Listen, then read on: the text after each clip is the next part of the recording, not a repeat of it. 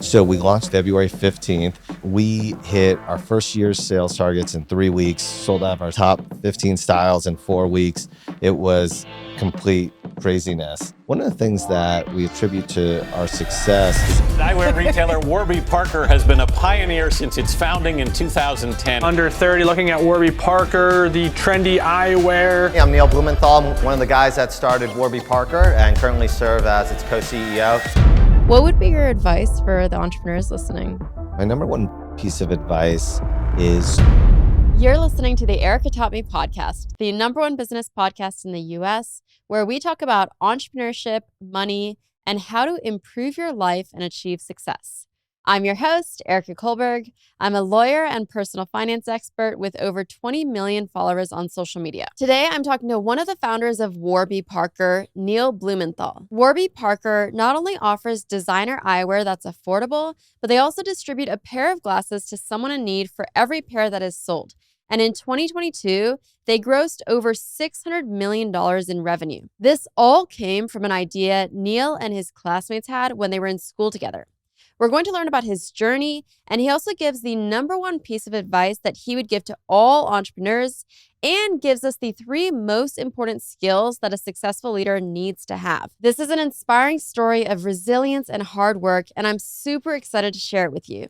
I'm Erika Kullberg. This is Erika Taught Me, and today we're here with Neil Blumenthal. Not many people can say that they've built a company that has had $600 million in revenue now this last year. What started this all for you?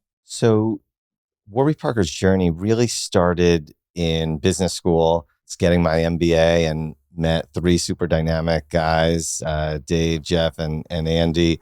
And Dave had just lost a $700 pair of glasses in the seat pocket of an airplane. And he couldn't imagine, spending as much as an iPhone, right, to replace a pair of glasses. Glasses have been around for about 1,000 years. Right. And here's this iPhone that can do all these magical things. And similarly, Jeff needed a new pair of glasses. And they're like, Neil, you've done something in the sort of eyewear world. Why are glasses so expensive? And I had run a nonprofit that would train low-income women in parts of South Asia and Africa and Latin America to start their own businesses, offering vision tests and selling glasses in their communities where people are living on less than $4 a day. And when I would go and source these glasses, I'd visit the factories. And here I was producing glasses for people living on less than $4 a day. And then 10 feet away on the same production lines, on the same equipment, were some of the biggest names in fashion. And it was clear what you get charged for, on Fifth Avenue in Manhattan is not justified by what it costs to produce these eyewear, even the most beautiful eyewear. So we thought, why is there such a wide spread between what it costs to produce the product and what it's being sold for? And we started looking into the category and the overall eyewear market. And you start to see that the eyewear market's controlled by a few very large companies. And these companies often control various parts of the sort of supply chain. So they might own frame manufacturers, they might own lens companies, they might own the large retailers, they might even own sort of vision insurance companies. And they've built some beautiful business models, but that can lead to higher prices for consumers. So we thought that we could design the frames that we love, produce them, maintain sort of the highest levels of quality, and then sell them direct to customers and charge, $95 instead of $400 or $500. And the 3 co-founders that you met, was it apparent what the idea was at first, or how many months of workshopping together did this take? So we started talking about it in sort of the winter 2008 and then launched it in spring 2010. I think people often underestimate how much time it takes to really sort of flush through an idea. And there's a few things you want to do when you're building a business. One is really understand the market and understand the consumer. And that takes time, right? You often should do focus groups of customers, surveying of customers, meeting experts that work in the industry, even if you've worked in the industry for many years, and to really get a grasp of the competitive landscape and the market dynamics. That can help you sort of build a strategy. And then the next piece is, how do you build a brand? And irrespective of whether it's a consumer brand or a B2B brand, every company has a brand. It's just a question of how much thought are you going to invest in it? And I'm a firm believer that brands are incredibly important, right? They're the reason for being. And a great, authentic brand enables you to connect with customers, but it also enables you to connect with employees. And if we've learned nothing over the past few years of a tight labor market, that it's really important to be able to recruit and retain great talent, and brand being a great brand can help you do that more effectively. So in addition to sort of working through your strategy and your brand, you need time to create product, whether that's like a digital product, like a website or an e-commerce experience through which you're going to sell, and then the physical product as well, and to prototype, build relationships with vendors, so you can actually produce the stuff that you're going to sell, and that all takes time. And I now invest in lots of early stage businesses, and you can immediately tell sort of the founders that have been super thoughtful about the market they're operating in, about their business plan, about their brand. And ultimately, early stage investors, yes, they're investing in an idea, but they're really investing in founders. And the way that you can evaluate whether somebody is likely to be a great business leader and a great entrepreneur is, how thoughtful have they been thus far in building their business plan and building their sort of business. For you and your team, was it harder to figure out the marketing and branding side of it or the physical product side of it? I think it was harder to figure out sort of the go-to-market strategy and the brand. Ultimately, that can inform what product you want to design and build. And then it really just requires hustle to find the right partners to help you sort of create the product that you're offering. So it was really that thought process up front and investing the time in coming up with a business plan and thinking through who are the different types of customers that we're going to serve. And also, who are the customers that actually we're not going to serve immediately? I think that's something that a lot of people often don't think about. They think, okay, we're just going to serve everybody. Well, that's actually not strategy. Strategy is what you say no to. So when we were building Warby Parker and we had effectively interviewed a bunch of our business school classmates to understand how they bought glasses, our friends, basically anybody that would give us like 5 minutes of their time, it helped us sort of think through, okay, there are different types of consumers in this category. I remember we had one segment that we called the accessorizers. These were people that bought multiple pairs of glasses. They had a whole wardrobe. Then you had folks that had maybe one pair of glasses, maybe a backup pair, but it was one pair that they wore every day. And this was just core to their identity. Then you had the folks that were sort of contacts wearers, and they would have one pair of glasses as like a backup or what have you. And we decided deliberately to, focus on accessorizers to start, and also those folks that glasses were just a core part of their identity. And we also decided, hey, we're really going to focus on like the 22 to 34-year-old segment to launch. We thought that those folks would be the easiest to reach, just given it was an audience that we knew intimately because we ourselves at the time were in that age group. We didn't want to go for 18 to 22-year-olds because those were college students, and college students generally don't have a ton of money. They're not great consumers. Whereas, like the 22 to 34-year-olds, these are folks that are working. We think they're the ones that also define, brands and, what's cool and styles and trends or what have you. So we thought it was important to sort of make a splash with that community. So when we launched with acetate frames with single vision lenses. Single vision lenses are for, myopia or sort of other sort of refractive error, but aren't necessarily bifocals, right? That enable people to see up close and in the distance.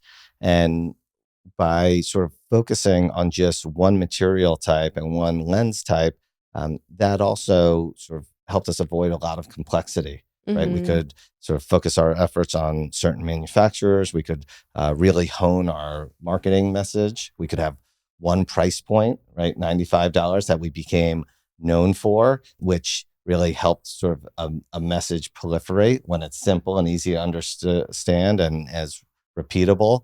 It wasn't until year two that we actually introduced sunglasses and prescription sunglasses. And yes, in that first year, were people asking for sunglasses? Absolutely. But it's a slightly different purchase process than prescription glasses. In America, people tend to buy prescription glasses once every 2 years, right? Sunglasses, it's more frequent. Prescription glasses are a very deliberate purchase. Sunglasses are an impulse buy, right? You might go and buy that pair of sunglasses in an airport when you're in a rush or about to travel somewhere, right? Where you would never do that with prescription glasses. So those were some of the things that factored into how we thought about like a product rollout. Finally, in year three, we introduced mixed material frames. And then in year four, we introduced progressive lenses to help people see in the distance and up close. So, as a company, we were sort of foregoing about half of the total market for those first few years so we could stay really focused and build a strong foundation for future growth. So that $95, how did you settle on that as your go-to-market price? That was one of the hardest and most important decisions we made was what we should price the product at. And originally we thought that we could sell our glasses for $45. And, this was the same quality as $400 or $500 glasses that previously existed. And we decided to leverage a lot of our relationships at Wharton because we were getting our MBAs. So we go to meet with the head of the marketing department, who's a pricing expert. And we tell him, hey, we're going to disrupt the optical industry. We're going to charge $45 for $500 glasses.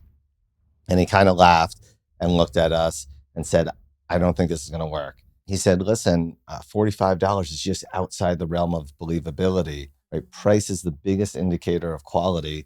And for a tenth of the price, we're just not, no one's going to believe that it's good quality.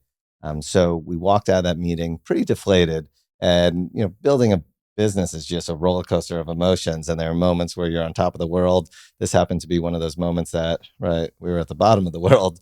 But we then went back to the drawing board and thought, okay, well, how do we figure out what's optimal pricing? And we decided to sort of survey our friends who are all potential customers. And we found that the willingness to purchase increased with price up until about $100, at which point it plateaued and then eventually came down. So we knew that $100 was sort of a threshold we didn't want to cross, but we knew we wanted to get as close to it as possible to connote quality. So we had a debate, should we do $99? We thought $99 was too discounty. So we went with $95 because we thought that visually it looked good. It seemed very deliberate. Yeah. And this is an example probably of where you marry art and science, where you have to go a little bit with emotion, but informed by the data. That's so interesting. And so when you launched, was it what went right, what went as you expected, and what went wrong? Launch was sort of a wild process for us. So we sort of thought that we were going to launch right before Thanksgiving in 2009. And the thought was that if we launched right before Thanksgiving, then all of our classmates would go home over the break. They would tell all their friends and family about us, and it would be sort of all this word of mouth marketing that would help us grow. We knew that we were launching a lifestyle brand, right? Glasses, yes, they're a health product, but they're a fashion accessory. And it was important to us to launch, a great brand. And within fashion, right, you need credibility. And what's the best men's fashion book and the best women's fashion book? GQ and Vogue. So our goal was to get into GQ and Vogue, and we were able to secure sort of features in it for launch. And we were going to be in the March issue of GQ, and similarly, we get featured in Vogue. And again, we were supposed to launch in November. we get a call from the fashion director at GQ in January saying, hey, you didn't launch in November or December. What's going on? Like, you're going to be in the March issue. So we launched the website February 15th, right as sort of the GQ was hitting subscribers' doorsteps. And we started getting calls from our friends saying like, hey, did you guys know your website's live? And we're like, yes, please, click through it. If you find any bugs, like screenshot it and send it to us because we weren't sure this thing was going to work or not. And then orders started to pile in. Oh my gosh. We hit our first year's sales targets in 3 weeks, sold out of our top 15 styles in 4 weeks. It was complete craziness. And we were processing a lot of the orders ourselves. And we would just, at this point, we were cutting class because we had to sort of process the orders. We had to respond to customer emails and calls. One of the things that we attribute to our success in sort of launching a product that really hadn't been sold online before is that we had come up with this idea of a home try-on where we would ship people 5 pairs of glasses. They have 5 days to try it on at home. If at that point there's a pair that they like, we'll put in prescription lenses and send it to them. And as I was mentioning, you have sort of this arc of building a business where there are moments where you feel like you're a genius and moments you feel like you're a dummy. As we were sort of building the business and we had decided, hey, we're going to start Warby Parker purely online because as an e-commerce business, we can go direct to customers. We can cut out the middleman, right? Because typically, an optical shop is buying frames and lenses wholesale, and then they're marketing it up 3 to 5x before it gets to the customer. So if we could just sort of cut out that middleman, cut out those retailers, we could effectively sell glasses at wholesale prices and the customers would save a ton of money and we as a business would still make money. Doing it online was the way that we could do that. So I know entrepreneurs listening are going to be asking, not everyone can just get placed in Vogue and GQ. What kind of connections or outreach did you have to do to make that happen? Yeah, so I think the first thing is that if you want people to talk about you, whether it's friends around a dinner table or to be in the press, you have to do something worth talking about. And that's usually something novel and different. So a couple of our selling points were, hey, we're selling $500 product at $95, right? That's newsworthy. We're selling glasses online, which people really hadn't done before. That's novel. We have this innovative home try-on program where we'll ship people 5 pairs of glasses to their home to try on at home, right? These were all really interesting and different things than were currently on the market. And then we had this brand, Warby Parker, that seemed thoughtful and authentic and had a narrative and story behind it. And we had beautiful imagery and a lookbook that sort of reinforced the lifestyle brand that we were trying to portray. Do you think being a student at the time of launching worked in your favor or against you? I think it helped us because we had this amazing network of super smart, dynamic people, our classmates, that we could go to for questions. So if we had a supply chain question, there was a guy who had worked in supply chain that was our classmate. If we had a question about e-commerce, right, there was somebody that had worked in e-commerce. So there were these incredibly smart people at Wharton, classmates and professors that we could leverage. I think also having time that we could dedicate to thinking about the business was super helpful as well. I'm not sure that if we were working full time in the jobs that we had before school, that we would be able to allocate the time that we really needed to sort of flesh out the business model. That being said, I don't know if I recommend that folks quit their jobs and start working on a business. I'm more of a type of person that would recommend working while sort of building a business plan and making sure that you only jump off that cliff when it's not really a cliff, so to speak. It's funny, one of our professors, Adam Grant, ended up writing a book called The Originals and featured us. One of the premises of the books is actually a lot of great entrepreneurs, the majority of them are not crazy risk takers. They actually find ways to de-risk things. So, when I'm ever staring at the precipice, I'm standing on a cliff and I think I need to make a giant leap of faith, I try and take a step back and say, hey, what are things that I need to learn or do that will help make this decision a lot smaller so I can take baby steps sort of down the mountain as opposed to jumping off the cliff. And right, as business school students, right, we were able to flush out a lot of the risks in the business, right? Pricing, how to sell online, building a brand that would resonate with folks. And I also had a backup plan, which is also something that doesn't sort of fit the narrative of a lot of sort of like Silicon Valley entrepreneurs. That's like, hey, you got to jump out of the plane without a parachute. I don't believe in that. I had an offer to go work at McKinsey That's a good backup after plan. business school, which was awesome. And they were super kind and very supportive. And they said, hey, looks like you've got a tiger by its tail here. Pursue it. If it doesn't work, you'll still have this job offer in a year, which was super nice and kind of them. The February you launched, were you set to graduate that May or the following year? That May. Okay. So did you all graduate? We all graduated. Okay, so you graduate, and now the four of you can dedicate your full time and energy to building it up. And by this point, you've already in 3 weeks met your year's goal. What's next for you? What happens after you graduate?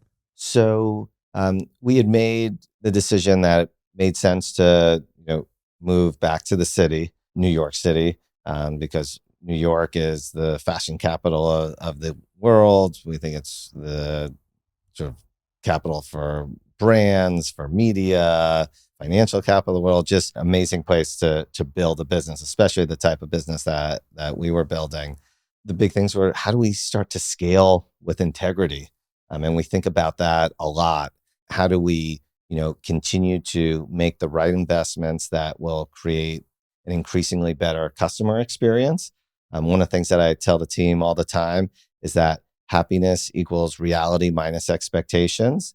And if we want our customers to be happy, then we need to constantly create a better and better reality because expectations are increasing. They're increasing because of Amazon. They're increasing because of Uber. They're increasing because of the experiences we deliver as Warby Parker.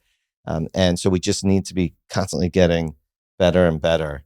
The other thing that we think about scaling with integrity is how do we continue to build a great culture? Because culture is really, I think, the biggest determinant of long-term success. So, are we hiring folks that are committed to our mission, who are self-selecting to come at work at Warby Parker because of our values? And what is culture? Culture is shared values and shared rituals. So are we indeed, living our values? Do we have rituals that reinforce these values? How do you, in those early days, how do you test for that? Obviously, it's really easy once people come into the company to realize whether they're a fit for culture or not. But in that interview process, how did you try to figure out whether they could be a fit? I think defining the culture takes a little bit of time. And also cultures aren't static, right? They change over time, and that's completely okay. But in the early days, right, we had spent all this time putting together a brand architecture. What does Warby Parker stand for? It stands for fun, creativity, doing good in the world. Who best represented that? We thought writers. And we were very inspired by our grandparents and sort of the eyewear that they wore in like the 40s and 50s. We were inspired by the social ethos of our parents who came of age in the 60s and were inspired by a lot of the Beat Generation writers. So when we were thinking about a name, Dave had come across this exhibit at the New York Public Library on Jack Kerouac, and they had a few of his unpublished journals. And these two characters, Warby Pepper and Zag Parker. So that's who we named Warby Parker after. That's just an example, I think, of sort of how we thought about the brand and having a bunch of depth to it. So when we started hiring our first employees, right, there were these attributes that we were kind of looking for. We didn't have processes really written out at that point, but it was clear that the folks that were at the company during those first few years, they were living the values every day. How did you and the three other co-founders make sure that your values were aligned, I guess before you even started the company? Were you interviewing each other? How did you make sure that it was a fit? And then also that what you each brought to the table was complementary and that you weren't all coming with the same skill set? Yeah, I wish we were that deliberate. Literally, the conversation started in a hallway at school, and Dave sort of talking about losing his glasses. Andy sort of asking the question, why isn't anybody selling glasses online? Sort of me chiming in about the previous experience I had distributing glasses to people living on less than $4 a day. Jeff getting super excited because he had a pair of glasses in desperate need of being refreshed. And we ended up having to cut the conversation short because we all had to go off to class.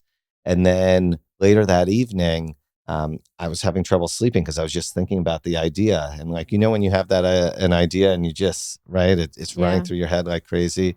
And I think it was like midnight or maybe it was a little later. I then sent an email to Dave, Jeff, and Andy.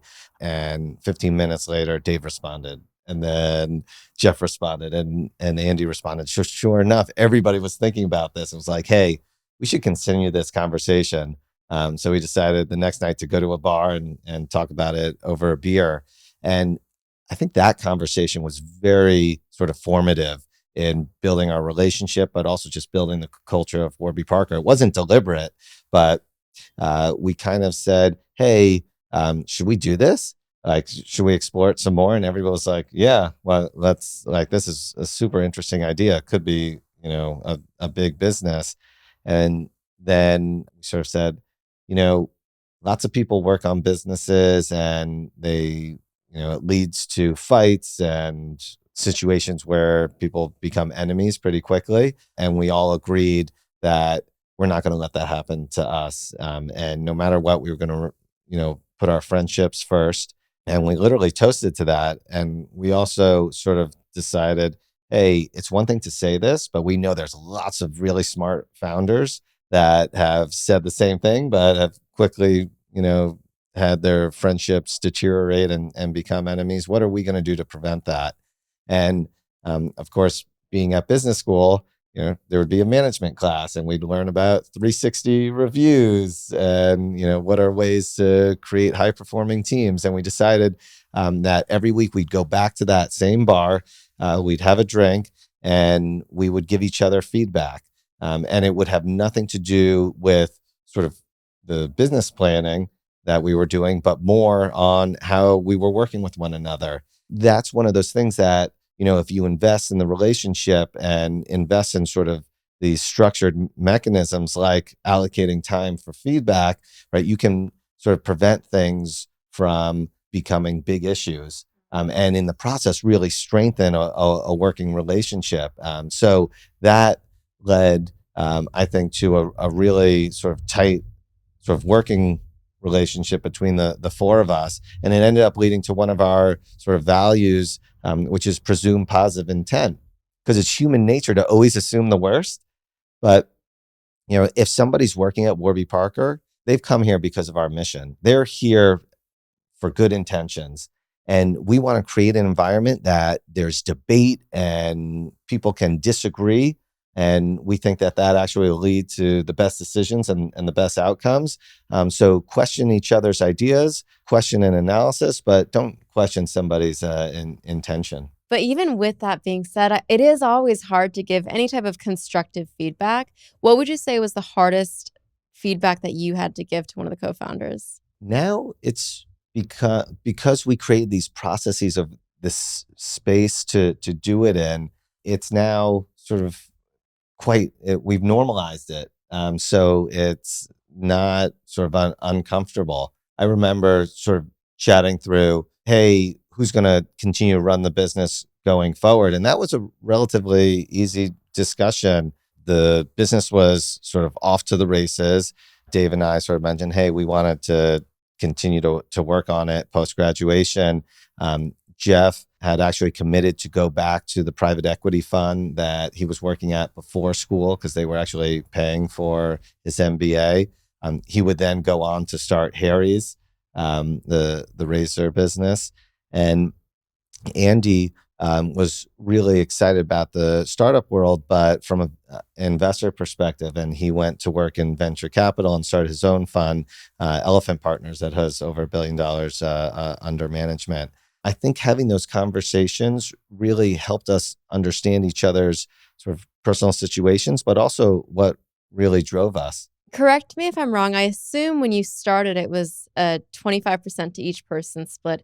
But obviously, when two of the partners decided to go off and do different things, how did that conversation happen where it doesn't make sense for them to retain that much ownership if they're not going to be working on it? Definitely. And I think this was an example of where we tried to be really thoughtful upfront. So even when we started working on it in sort of the winter of 2008, and we said, hey, we're all going to be equal partners, because it's going to be really hard to say, hey, I'm bringing X to the table, you're bringing Y to the table.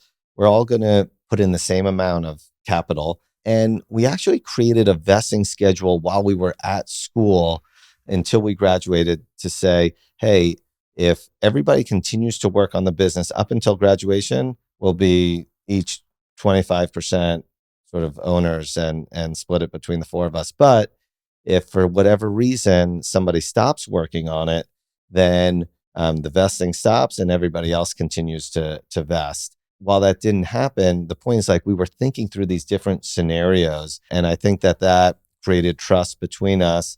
And then when it turned out that two of us would run it going forward, we had a similar conversation that was like, hey, for running it, right, you should get an incremental sort of equity. And that should vest over time. And yes, that would dilute the two other founders. But hopefully the two co-CEOs would, create a bigger pie. So even a smaller piece would have a larger outcome.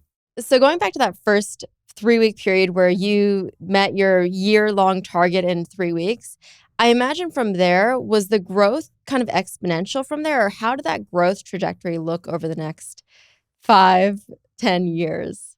It was pretty much exponential. The big issue for us was keeping inventory in stock. So, versus being a SaaS business, right? We had to manufacture a physical product. And not only would we have to manufacture the frames, but then we'd have to cut lenses to insert them into the frames, right? Every product that we sell is a customized product. So we had to continually build the infrastructure for that. And I think that's what's made building this business so interesting, is that there are technology components to it. There's manufacturing components to it. There's obviously people components to it. And the environment, right, keeps evolving. Certainly as we look to continue to increase brand awareness and acquire new customers, right, the media landscape, the advertising and landscape keeps changing so dramatically sort of year to year. Did you feel instant validation that you were onto something? Did you know that this was what you wanted to spend your next 10, 15 years of your life on? Yeah, I think it was clear that we were onto something. And, I'm not sure that I'm so strategic that I'm thinking 10 to 15 years in advance. I've always been somebody who is motivated to have positive impact in the world. I think like most people. And, if you were to ask me in college, like, what did you want to do? I studied international relations and history. And I would tell people, I want to change the world. And, at the time, I thought that the best way to do that might be to help, different groups stop fighting wars. Literally, I went to work at a think tank that came up with policies to resolve deadly conflict under the idea that if, fewer people were killing each other, then we can focus on, things like health and education. And I quickly realized maybe that wasn't the path for me to have maximum impact. And that's when I met this eye doctor, Dr. Jordan Caslow, who had this idea to train low-income folks in different parts of the world where people living on less than $4 a day to provide them glasses. Because, right, if you provide folks with glasses, their livelihoods increase, their ability to provide for their families and improve. And if you do it in sort of a way that creates jobs, right, you create a sustainable, long-lasting solution, right? Because people need glasses not just on a one-off basis, they need it on an ongoing basis. So by training these women to start their own businesses, right, you were creating jobs and you were creating a mechanism for these glasses to be provided over the long term. And that got me really excited. So when we started working on Warby Parker, for example, we had discussions on, hey, it's an inherent good to charge $95 instead of $500, but what more could we do to do good? And when we were, crafting our mission, right, our mission is to provide vision for all. And we think about that both figuratively and literally. Literally, how do we provide the tools to enable people to see? But figuratively, how do we serve as an example of a business that does well, but also does good? And Jeff, Andy, Dave, and I had these sort of debates on what does that mean? How can we do this? Well, WHO says that there's over 1 billion people around the world that need glasses. Okay, how can we best serve them? Because a lot of those folks can't afford $95. So we would sort of discuss, would it make sense to dedicate a percentage of profits or a percentage of revenue towards that goal of ensuring everybody had glasses they needed to see. And we ultimately decided, you know what? If it's a percentage, A, that's hard to understand what the impact is, but B, that could one day be manipulated if we weren't running the company. So we decided to commit to provide a pair of glasses for every pair that we sell, because that was what our goal was. Our goal was to get glasses on faces, and making something as clear and simple as for every pair of glasses we sell, we distribute one to someone in need. That commits us to providing vision for all. It also ties it to the brand. It'll be easier for prospective employees to understand. It'll be easier for prospective customers to understand. And if for some reason we weren't running the company, it would be business suicide for the folks running it to sort of stop doing that, because it would hurt the brand. It's clear that one of your core values is impact, but then at the same time, as a CEO, you really have to consider profitability. How do you deal with the decisions that you have to make where the impact decision is different from the profitability decision? I think we've thought a lot about being deliberate in everything that we do, and that includes sort of our social mission. So our ability, to your point, to do good in the world requires us to drive profitability and to drive growth. So there's always questions we're facing about how do we make decisions on how to do good. And we try and be super thoughtful and deliberate, and also follow the same strategies as we take with the sort of like for-profit side of the business. So just as we were sort of thoughtful around our product rollout and didn't try and do everything at once, the same is true on the mission side. So when we first started, the glasses that we were distributing through our Buy a Pair, Give a Pair program were all in parts of South Asia, parts of Africa, and we weren't yet operating in schools in America, for example, even though there's still a lot of need in schools in America. And one of the reasons is it's more expensive for us to provide glasses to kids in New York City and Baltimore and Philadelphia. So in the early days of the business, when we had fewer resources, both capital and human, it was more effective for us to partner, for example, with the nonprofit that I used to run, Vision Spring, and provide funding to them to enable them to do their work and to scale really quickly. As we got bigger and bigger, we could then go to the city of New York and say, hey, there are tons of kids that need glasses but don't know it. We want to provide glasses, and we'll cover the cost of glasses, but we need to partner with you, and we'll help you raise additional money so you can provide vision screenings and eye exams, but we'll ensure that kids have the glasses. And you know what? We're going to design those glasses. We're going to produce them. And when you design glasses and give kids choice, they have agency. They'll wear those glasses, and we'll have the educational outcomes that we want. So even though that was something that we wanted to do from day one, we didn't think it made sense to, because it was going to be more expensive, more complicated, right? We needed to get to a certain level of scale in order to do that. And now I'm proud to say that we've distributed over 10 million pairs of glasses to people around the world. We serve New York City public school system, the largest in the US, 1.1 million students. We've done a 3-year longitudinal study with Johns Hopkins that has shown that a pair of glasses is the equivalent of 2 to 4 months of additional schooling. And if you're a special needs student, that's the equivalent of 4 to 6 months of additional schooling, there's not another educational intervention, not extending the school day, not private tutoring, not computers in classrooms, that has that type of impact. So now we can go to other cities and say, look, we're doing this great work. Let's partner. Let's get kids glasses they need. That's really incredible how even as you guys have grown, that's just equated to more impact and the way you've been able to serve more people. I imagine in your entrepreneurial journey, it hasn't all been rosy and exponential growth. What are some of the hardest times that you've dealt with? So we started the business, right, purely selling online. And that wasn't because we were so dogmatic that we thought that all that was the future was e-commerce. No, it's because it's actually far cheaper to quickly build a website to sell glasses and have that direct relationship with our customers than to build a bunch of stores. But what happened, as I was mentioning, is that we got all this press and all this attention, and we ran out of glasses for our home try-on program, that people started emailing us and saying, hey, could we come into your office to try on glasses? And at the time we were working out of my apartment. So we invited, about 5 customers to come into my apartment. The thought was, if this was too weird of an experience, we've just ruined the brand with 5 people and it'll be isolated. But the customers came in, we laid the glasses on the dining room table. We moved a mirror so people could look at themselves. We had folks check out through our website using Dave's laptop. And I remember one of the very first customers was this resident at the hospital at the University of Pennsylvania that was in scrubs. And he seemed super nice and seemed super happy after buying a pair of glasses. Suddenly the next day, we saw a bunch of orders come in with people with hospital at the University of Pennsylvania's email address. And sure enough, like going into somebody's home was a weird enough an experience that, the person told all his colleagues and they ended up buying glasses from us.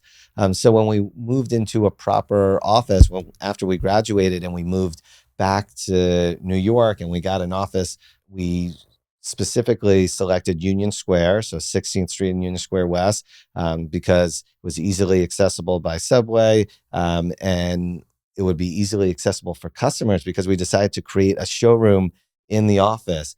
And suddenly we were on track to do several $1 million of sales out of our store, out of our office. And that gave us a confidence to do pop-up shops. Those did really well. We then bought an old yellow school bus, ripped out the interior, put oak shelves in it, and went to 15 cities across the country. We called it the Warby Parker class trip. And again, that had sort of this brand authenticity because, right, there's that link between vision and reading and learning. And right, we had started the company in school.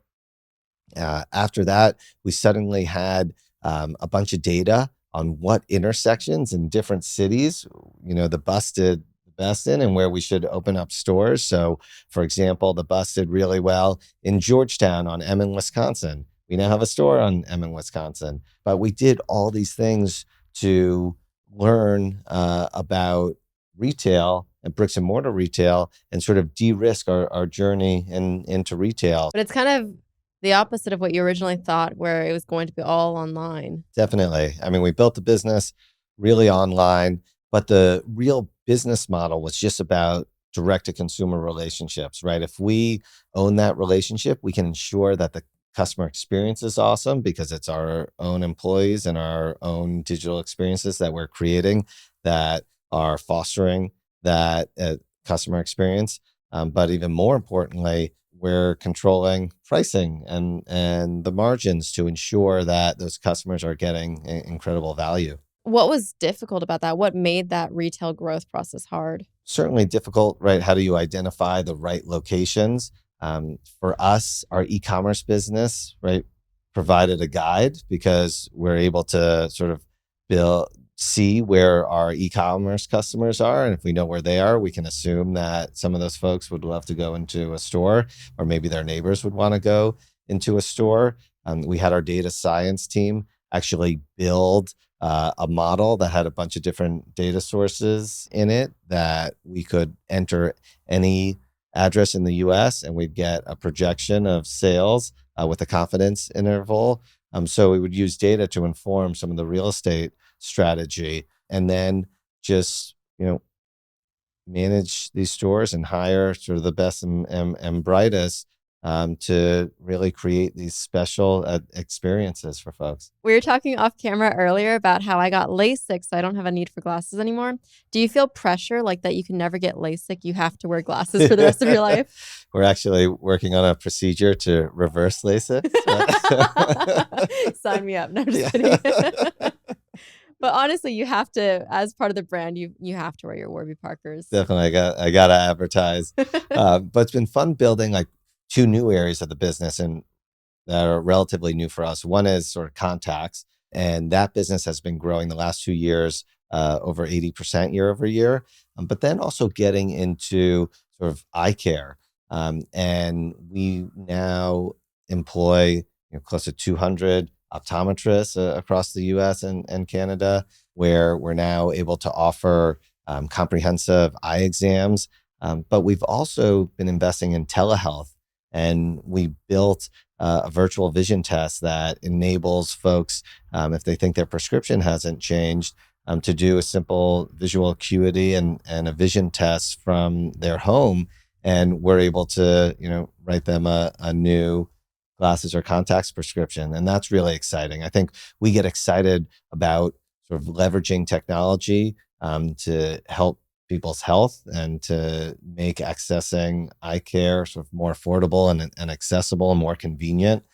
So you can see us over time continuing to invest on how do we triage folks more effectively. When you started, you were obviously a disruptor in the space because it seems like basically one company owned all of the high-end eyewear. Did you ever get pushback from them? We had a funny meeting. So the largest company in the space is EssilorLuxottica. I think last I checked, they had a $60 billion market cap, and they own LensCrafters, Pearle Vision, Sunglass Hut, Sears Optical, Target Optical. A couple years into the business, we get outreach from the CEO at the time of Luxottica. And then he said he was going to be in New York and asked to have a meeting. I remember Dave and I sort of told the team, hey, if we're not back in 2 hours, call the police. Call the police. And we go into this guy's office, and he proceeds to talk at us for like 45 minutes, just all about their business model and the optical industry and why it's so great. And, nobody likes to get talked to. And then he looks at us and he's like, so like, what are you guys trying to do?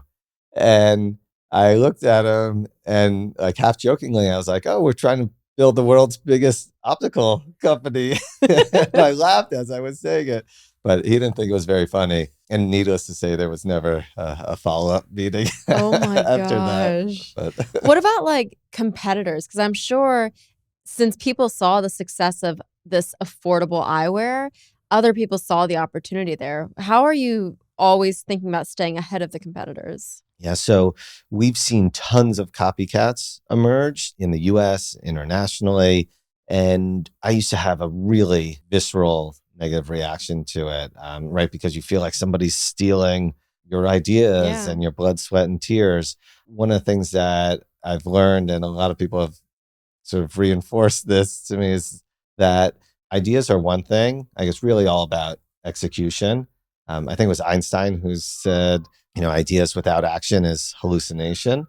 And in reality, right, your ability to be successful all has to do with your execution. So whenever I'm meeting a startup founder and they're talking about how their company is in stealth mode, that always raises sort of red flags in my mind, because the only way for somebody to execute really well is to leverage their relationships and their contacts. And the only way that their friends and their family can help them is if they know what they're doing. So that's one of the reasons we were so successful, because we told anybody that would listen what we were doing. And our classmates were so helpful. Our professors were so helpful. Our friends were so helpful. Our family was so helpful. So, yes, do you run the risk of somebody knocking you off? Absolutely. But we're now, right, 13 years in, right? We launched in 2010, and we've found that a lot of those copycats are no longer in business. And we've actually been surprised by the fact that we haven't seen a larger competitive response by some of the incumbents. And we think some of the reason might be because of just how big this market is. In the US, it's $76 billion. Like, this is a big market. And it was one of the reasons we were so excited to build a business in it. Like, where do you want to build a business? You want to build a business in a big market, right, with a large total addressable market. You want to build a business in a market that has high margins because you can go in and undercut folks. You want to go into a market where the incumbents have low customer satisfaction. So one of the things we're most proud of is that our Net Promoter Score, which is a measure of customer satisfaction, has been in the 80s since inception. And if you look at our competitors, the industry average is like 26. So Wow. that's on par with like the airlines industry. So this was like such an exciting category for us. But again, we haven't seen that big of a reaction from the large incumbents. And we think it's because about half of the market are still independents. So independent optometric practices, independent optical shops. So it's still a rather immature category where there's still a lot of consolidation happening. And because it's so big, while we might, take share from LensCrafters, or which is owned by EssilorLuxottica, right, they're still taking share from the independents, for example. Any thoughts on what other industries are ripe for disruption based on that criteria you mentioned about a large addressable market and all of those things? Well, sort of razors were for one, and that's why our Harry. co-founder Jeff, right, launched Harry's and has had sort of wild success doing that. Right now, I'm so focused on the optical industry that not looking for as many sort of industries like that. But I think anytime you see an industry where you as a consumer aren't super thrilled, right, there's opportunity. What do you think your strongest skill set as an entrepreneur is that got you to be this successful? I think it's just being proactive. You know, I still interview all of our store managers. And at the end of this year, we'll have like 240 stores. And often the store managers will ask me, hey, what do you look for in a store manager? And this is something that I'll look for in any prospective employee. The first thing is proactivity, right? Do you identify problems, but also come up with solutions? And in doing so, do you actually come up with a few different options of solutions and then assess which is the best one? And do you actually take the first step in sort of driving that forward? The other thing that I'll look for in folks is, are they data driven? Are they making decisions based on data and information at their disposal, right? Like if you're going to be a strategic leader, right, you have to be thoughtful and take into account what's really going on. I think the third thing is really about empathy, right? And especially when we're hiring for positions where you're managing people, right, are you an empathetic people leader?